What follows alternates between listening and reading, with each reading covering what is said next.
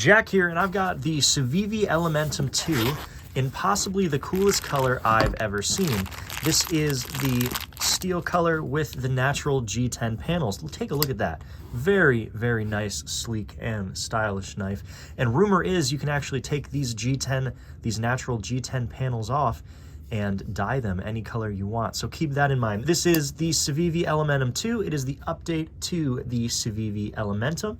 And the biggest notable difference here is the button lock design. So no more frame lock, a nice button lock, which I have a lot of fun with. It's very smooth, very easy to drop out, and very nice styling on that. There's a ceramic bearing in here, so it's a very smooth, nice knife, and I'm a big fan of the color and the design of this.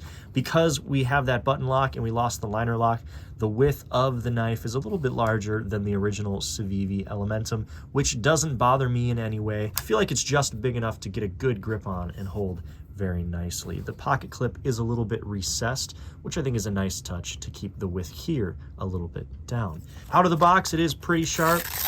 Not too bad. I do have a second CIVIVI Elementum 2 in the green olive color, and I did end up touching up the sharpening a little bit on my own after using it for a while.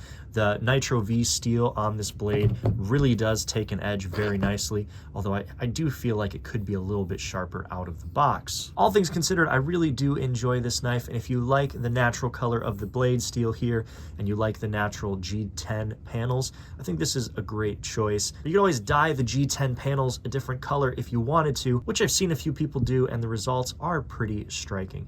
Hope this helped your purchase decision. Thanks so much for watching.